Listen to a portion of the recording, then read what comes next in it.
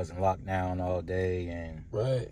it was just a little bit different dealing with the higher custody yards where it's so much tension, and and we gotta be on you gotta wake up every day being on point, not knowing what's gonna happen. Like, it might be an issue with the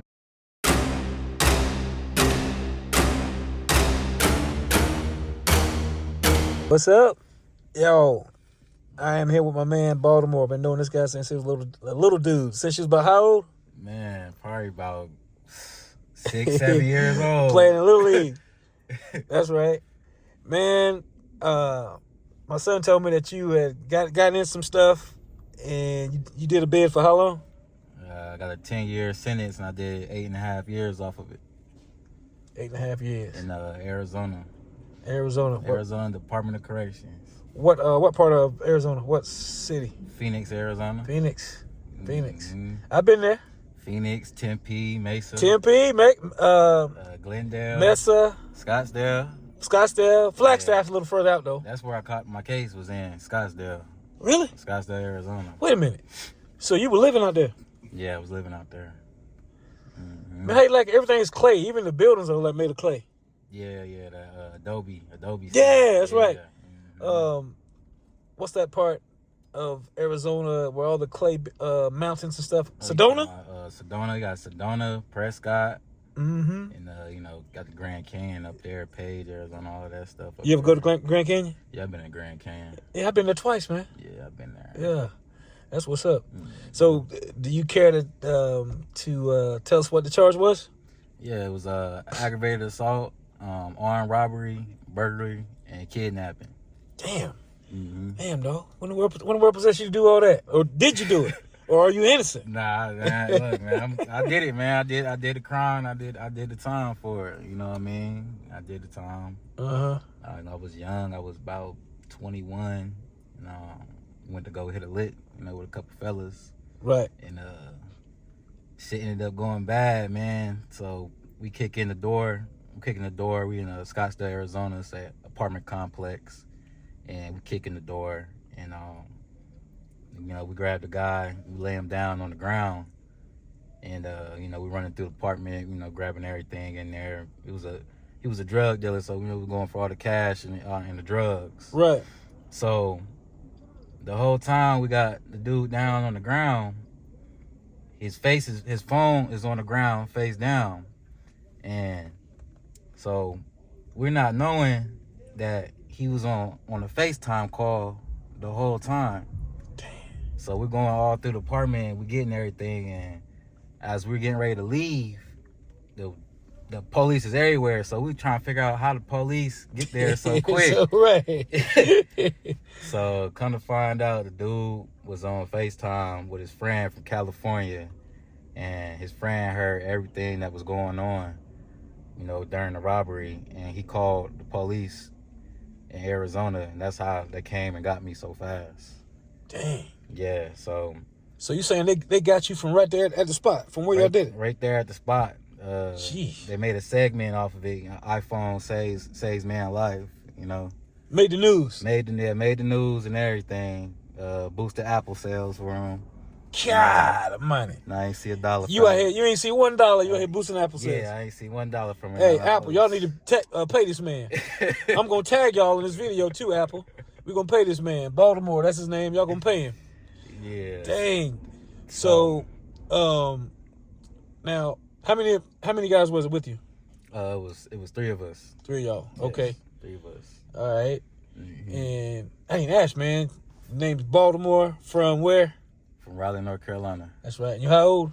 I'm 30 years old. 30 years old. That's right. So why you after this? They took you straight to jail, and you never saw light until you got sentenced. Yeah, they took me straight to jail. My bail was $250,000 bail. I had a $250,000 bail, and I knew I wasn't getting out. I knew I was gonna be sitting in there because I knew nobody was gonna bail me out. Man, what's your mindset when you thinking that those numbers like that, and man, my family can't come up with that. Man, my mindset is how I'm about to deal with this situation. What's the outcome going to be? hoping I ain't gotta go away for a long time. Just all type of thoughts running through my head. Right. And then at the same time, just dealing with being locked up for the first time. Phew. How was that, man? Mentally, how was that? Mentally, it was, it was kind of nerve-wracking a little bit. I'm gonna be honest, because I didn't know what to expect. You see everything from the TVs, and you hear the stories from a couple partners that got locked up and stuff like that. So when I get there, and I see everything, I'm just trying to adapt to everything and figure out how everything is moving, and just trying to watch my surroundings as well, and be respectful, right, to people. That's the big thing. That's why that's the big thing. Respect up in there, right? Respect, and respect is big in jail, prison. That's all that matters. Respect. You know what I mean? And you don't tolerate no stealing, no snitching, none of that stuff. No sexual crimes, no chomo crimes, no sex crimes. You don't tolerate none of that. So, yeah. How'd you figure out when you first got in there who you was gonna roll with? How'd you determine? Well, I determined who's that, cool and what. I determined that, because one, I'm from out of town, from North Carolina, and I'm in a whole another state. So, in my mindset, I was like, all right, if I'm gonna try to find some guys that's from North Carolina, which I hit county was kind of slim and wasn't really no guys from North Carolina in there. So a lot of people that I did get close with was people that was from out of town, from different other states, and we all kind of stick together. We had an out of town car, and we made sure everybody was straight. That's what's up. Did you have any problems with the guys out there from Phoenix trying to challenge you because you from New York, or was it any beef or disrespect? Yeah. No, I ain't have no problem with none of the Arizona cats. I remember my first day going in the pod, and in my mindset, like, I'm thinking like, all right, first person I see, I'm finna just start punching on them. I'm just gonna make an example, right. Just so they know off the rip, like, yeah, all right, yeah, we're not finna play with him, right? And it wasn't even like that. So I come in, I got my mat, and all the brothers come up to me. And first, so it's kind of different in Arizona. So they welcomed me. They was like, they said, "What's going on? You a kinfolk?" That's what they refer to black people out there in the prison system in Arizona. They call you kinfolk. So I was like, nah, kinfolk. Like, we ain't related. I don't know. Right. Like, nah, you black. We kinfolk. Oh, like, okay. gotcha. I'm like, all right, yeah, for sure. It was like, all right. You know what I mean? Like, let us help you. We're gonna help you make your bed and stuff. And I'm like, nah, I'm helping make my bed. Like, right. They're like, nah, I'm straight. They was like, nah, bro, it's nothing like that, bro. It's what we do to every brother that come through.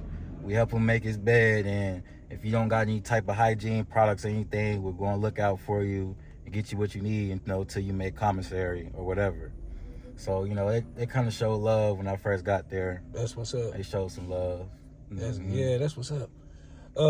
So you spent 8 years. How long there? How long? I spent 8.5 years in Department of Corrections. So I've been all over Arizona. I've been to Eloy, Arizona. I've been to Tucson. I've been to Safford. I've been to Globe. I've been to Winslow. I ain't heard of none of them. Yeah, so I've been to a lot of complexes. A lot of level 3 yards. That's medium custody, high medium. I did time with minimum yards. I got released from a minimum yard, actually. I worked my way down.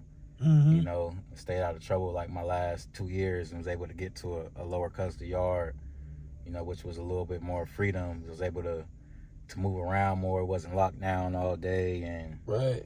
It was just a little bit different dealing with the higher custody yards, where it's so much tension, and we gotta be on. You gotta wake up every day being on point, not knowing what's gonna happen. Like, it might be an issue with the Mexicans, or it might be an issue with the white boys.